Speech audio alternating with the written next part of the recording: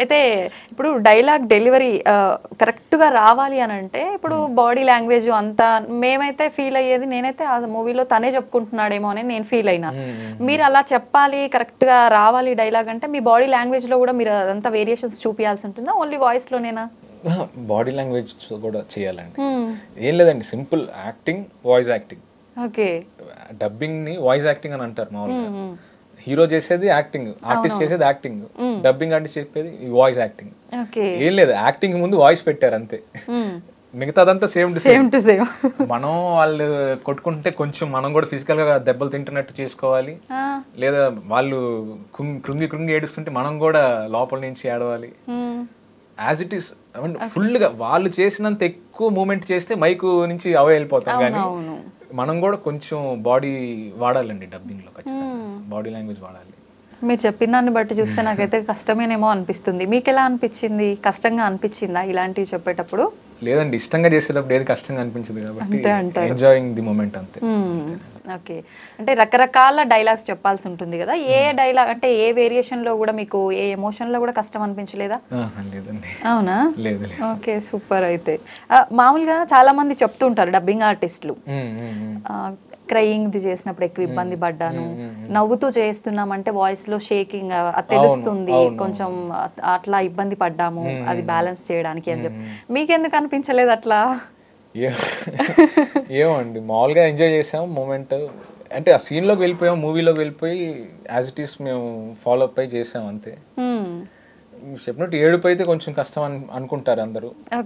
నాకు కూడా కొంచెం అతను ఏడ్చినప్పుడు నేను కూడా బాగా ఎక్కువ ఫీల్ అయ్యి ఏడవాల్సి వచ్చింది అంతే. కష్టమేం కాదండి, అంటే ఇప్పుడు ఒక సీన్ కి పావు గంట అవుతుంది అనుకోండి, ఈ ఏడ్చే సీన్ కో లేదా సమ్ డిఫికల్ట్ సీన్స్ కో 25 నిమిషాలు అవుతుంది, ఒక 5-10 నిమిషాలు ఎక్కువ అయింది, కానీ కష్టం అంటూ ఏముంటుంది. అంటే టేక్స్ తీసుకుంటారా చెప్పేటప్పుడు? అంతే, మనకి సాటిస్ఫై అవ్వాలి first, the team should get satisfied, అది sound engineers play very huge role అండి డబ్బింగ్ లో. వాళ్ళు their support is there always.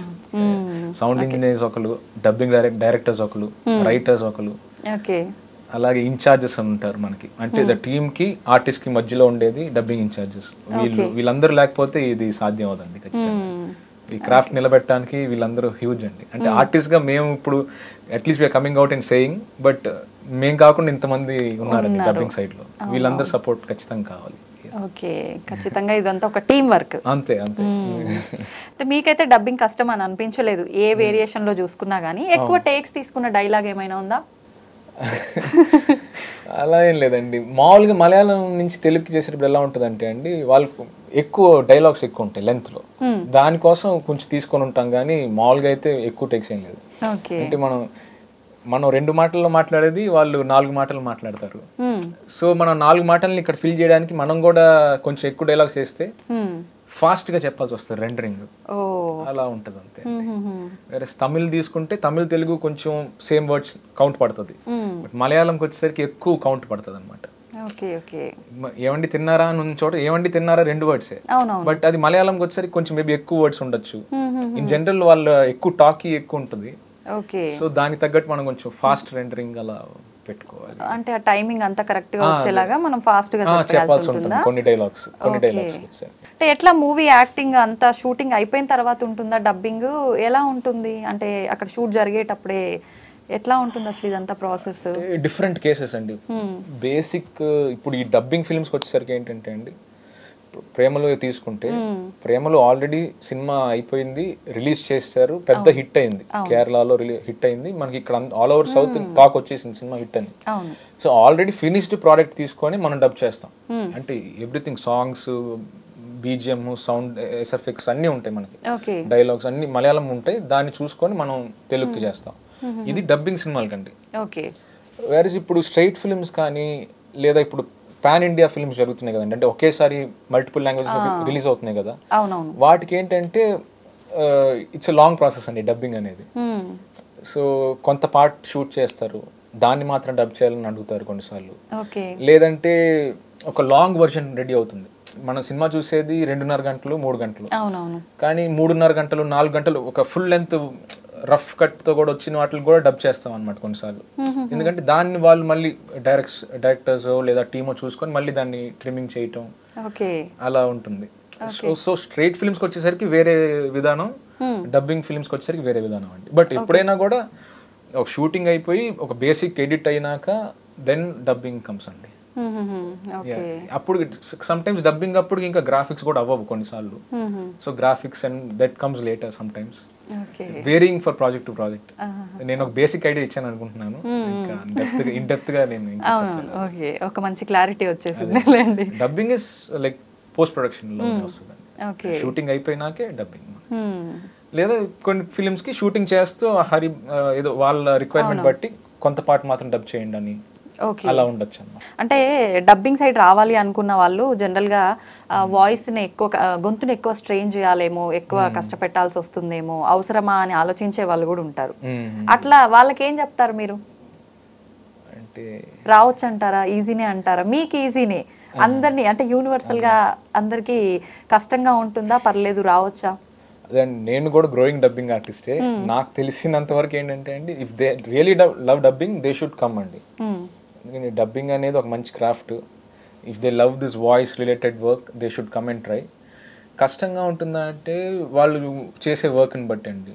అంటే ఇప్పుడు సీరియల్ స్టెప్ ఒకలా ఉంటుంది, వెబ్ సిరీస్కి ఒకలా ఉంటుంది, ఫిల్మ్స్కి ఒకలా ఉంటుంది.